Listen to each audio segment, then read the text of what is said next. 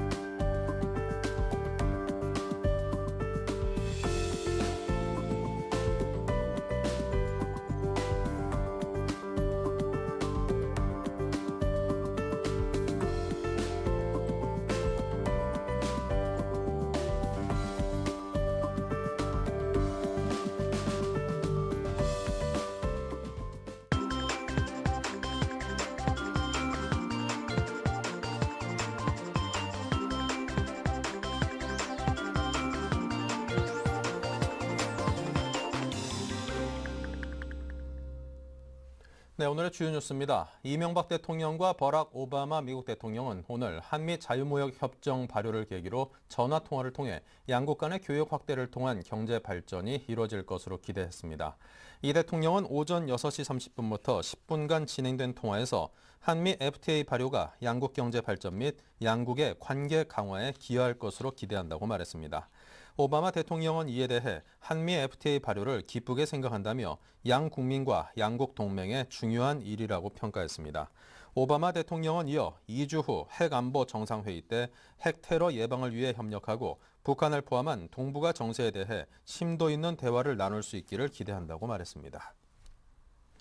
휴대전화 제조업체와 통신사들이 짜고 휴대전화 가격을 부풀리고서 마치 엄청난 할인 혜택을 부여하는 것처럼 소비자를 속여온 사실이 들통났습니다. 공정거래위원회는 오늘 SK텔레콤, KT, LG U+플러스 등 통신 3사와 삼성전자, LG전자, 펜텍 등 제조 3사의 과징금 453억 3천만 원과 공급가, 출고가 차이 공개, 월별 판매 장려금 내역 공개, 장려금 지급 행위 금지 등 시정명령을 내렸습니다. 통신 3사는 2008년에서 2010년간 총 44개 모델에 대해 공급가보다 출고가를 평균 22만 5천 원 높게 책정하고 그 차액을 마치 보조금 지급처럼 악용했습니다. 제조사들도 같은 기간 209개 모델의 공급가를 향후 지급할 보조금을 고려해 부풀렸습니다. SKT와 삼성전자 등은 이에 대해 부당 고객 유인 행위를 한 적이 없다며 이의 신청, 행정소송 등을 통해 부당성을 소명하겠다고 반박했습니다. 제2중동붐에 대비해 중동 국부펀드와 국내 연기금 등이 참여하는 5억 달러 규모의 플랜트 펀드가 하반기에 출범합니다. 또 국외 건설 인력난을 해결하고자 월 200만 원인 제외 건설 근로자에 대한 소득세, 비과세 한도를 올해부터 월 300만 원으로 상향 조정합니다. 정부는 오늘 비상경제대책회의를 열고 이런 내용의 해외 프로젝트 수주에 대한 금융 지원 활성화 방안을 마련했습니다. 대기업의 계열 회사에 대한 신용등급 평가가 강화됩니다. 금융위원회는 모 회사 등 외부 지원 가능성을 반영해 산정했던 대기업 계열사에 대한 신용등급 평가를 앞으로는 기업 자체의 경영 여건을 독립적으로 평가한 신용등급과 모 회사 등 외부 지원 가능성을 종합적으로 고려한 최종 등급으로 분리해 공개하기로 했습니다. 특히 신용평가 대상 기업이 제출한 자료 목록 모두를 공개하고 자료가 부실할 때는 등급 부여를 제한하기로 했습니다.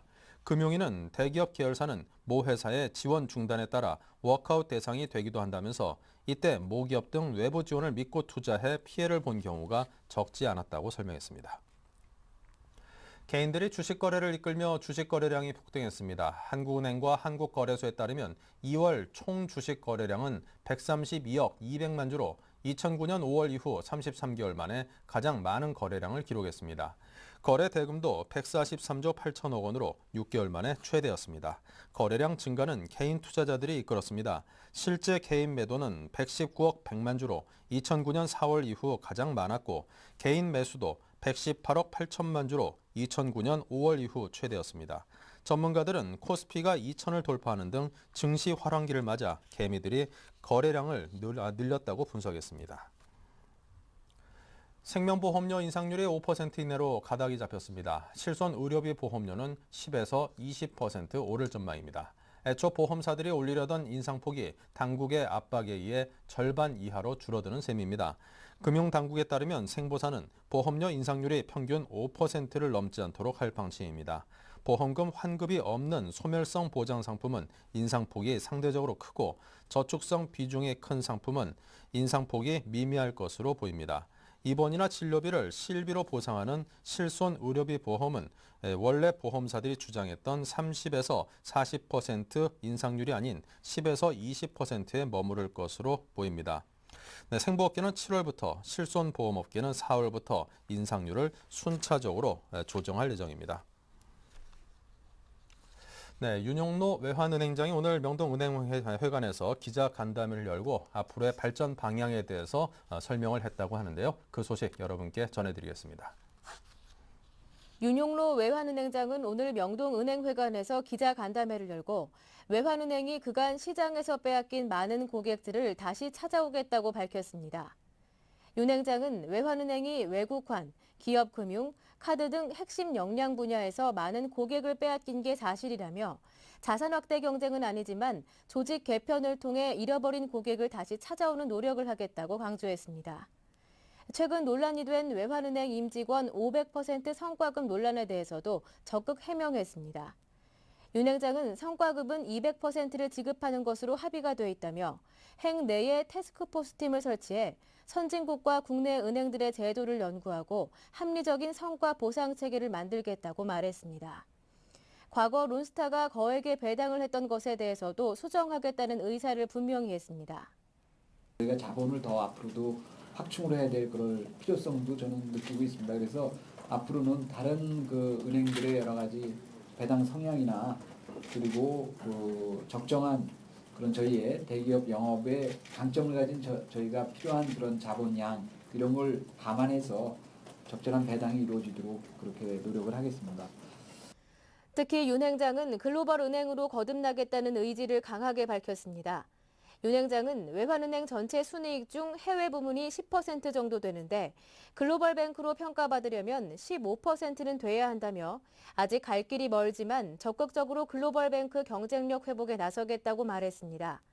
이를 위해 하나금융이 소매금융, 외환은행이 기업금융 시장을 공략하겠다는 전략도 밝혔습니다.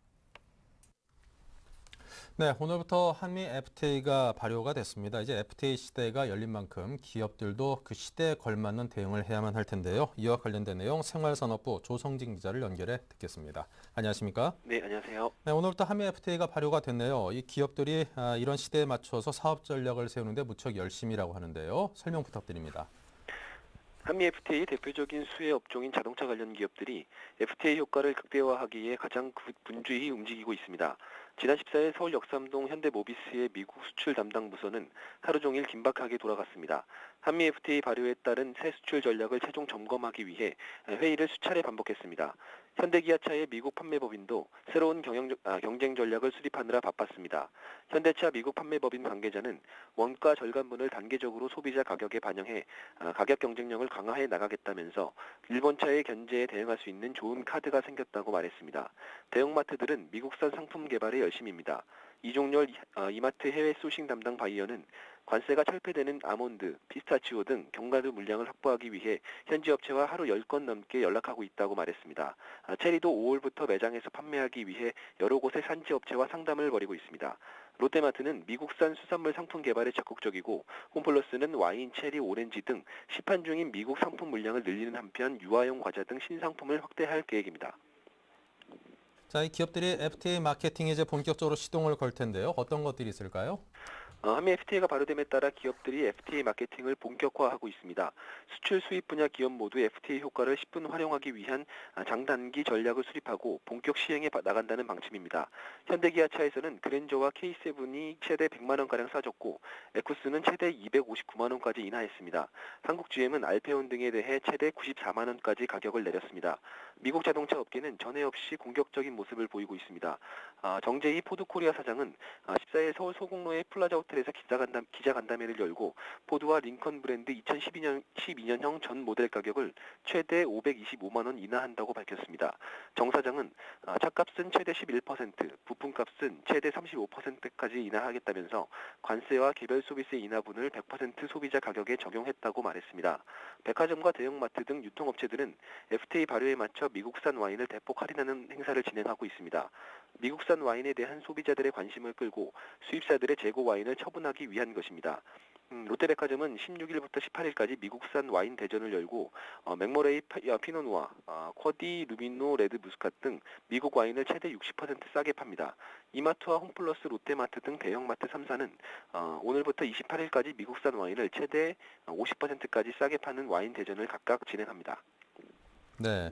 자, 이 수입 관세가 떨어지면 이제 그것이 반영돼서 국내 시장 가격도 떨어져야 되는데, 자, 이제 뭐 교묘한 방법을 써서 가격을 떨어뜨리지 않고 유지하지 않을까 그런 우려가 됩니다. 어떻게 될까요?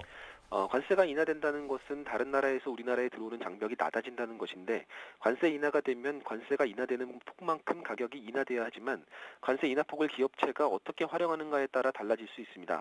예컨대 관세 인하분을 마케팅 비용 등으로 활용할 수도 있기 때문에 즉각적으로 인하 효과가 나타나지 않을 수도 있습니다. 다른 측면에서 보면 관세가 인하되면 가격이 떨어지니까 수요자 측면에서 수요가 늘어나고 수요가 늘면 공급이 늘어나고 해서 공급이 늘어난다고 하더라도 수요 증가폭이 더 많을 경우에는 가격이 하락하는 것이 늦거나 가격이 덜 떨어지는 현상이 나타날 수도 있습니다.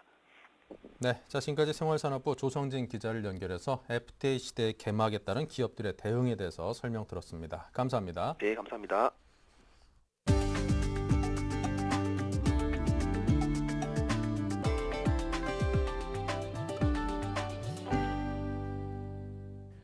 동서식품이 지난달 출시한 맥신 화이트골드의 성분을 사실과 다르게 광고했다는 논란에 휩싸였습니다. 남양유업은 동서식품은 맥신 화이트골드가 합성 첨가물인 카제인 나트륨을 무지방 우유로 대체했다고 발표했지만 실제로는 카제인이 함유된 것으로 확인됐다고 밝혔습니다. 실제 동서식품이 제출한 식품 품목 제조 보고서에 기재된 제품 정보에는 천연 카제인 성분이 1.39% 함유된 것으로 드러났습니다.